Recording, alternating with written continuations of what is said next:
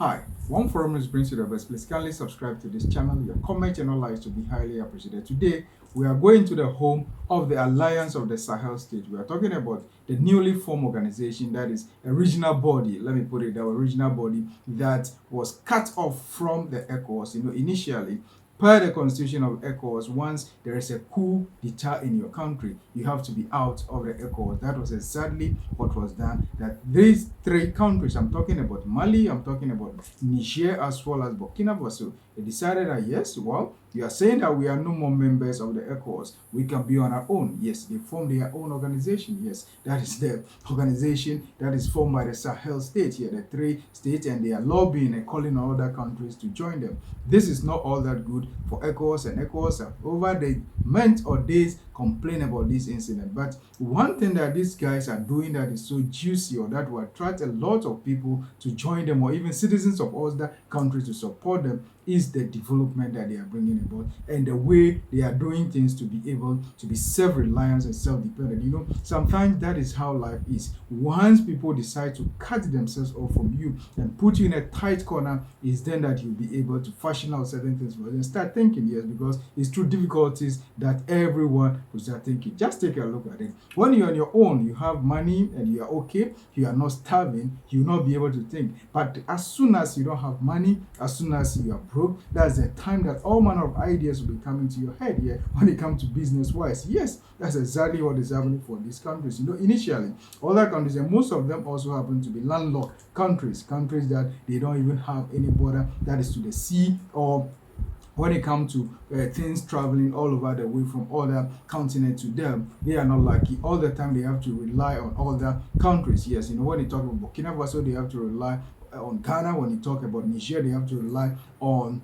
Benin. That was why they have that fracas with Benin some time ago as a result of the closure of their border. And Niger also has a border with Nigeria. That's why they flexed their muscle from the beginning that yes, we are going to suffocate you here. We are going to put you in a tight corner so that you cannot breathe. And once you cannot breathe, you'll be able to give in and change to a democratic rule. But these guys are saying that no, they can manage, they can fashion their way out, and they have all the natural resources and they can survive themselves. Likewise, Mali, yes. So they are putting their resources together as we speak. Yes, they've built some companies for themselves. They've been able to put some resources together and raise some money. Whether true or false, that is sadly what the media is telling of us, yes. But what is this speaking to other regional bodies? All that is saying is, there is a need for them to learn to be able to convince these guys, irrespective of what, even if it's a coup d'etat or anything military, they should find different means, not threatening them and using means to suffocate them. That is not going to work. Again, that seems to be a cake. In the past, that was very instrumental and very positive. But these guys, yes,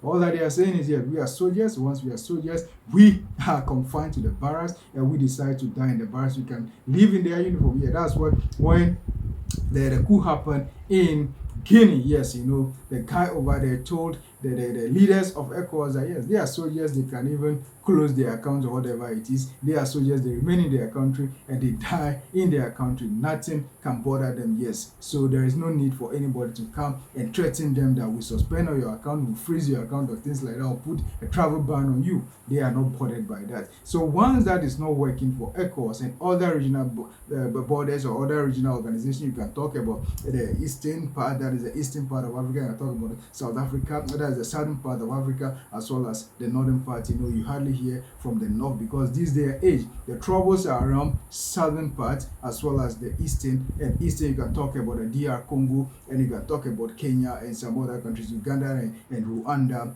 and the other bodies. And when you talk about the southern part, a lot of things are happening in Mozambique now, here and there, and other countries that live around them. But what the members, the ideal or the original members of other countries that are doing well when it comes to democracy, what they have to do is they have to change their constitution or work on their constitution so that these people that may be going contrary to the constitution of those regional organizations can be able to be brought to a table and discuss issue with not using any force that will at the end be counterproductive, as we are seeing in West Africa when it comes to the Sahel States that are happening here. But what we are hoping and praying that one day things will calm down for all of them to understand one another. It's all based on the current nature or the leaders of the states that took the decision against them to expel them from the ECOWAS. That is what some of them are picking, but it seems they are trying to bring their heads together. Some new leaders also. The Senegal, the newly installed president in Senegal is also there. That of Ghana is also there. And maybe we are hoping and praying that they will change their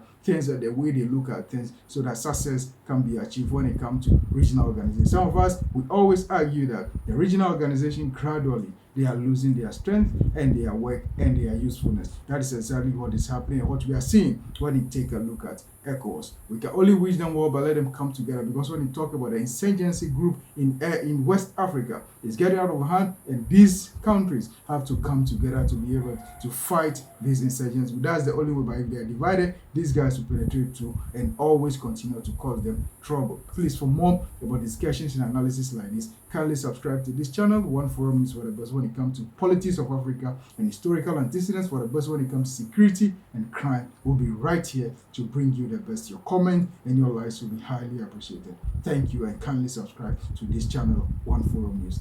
Thank you.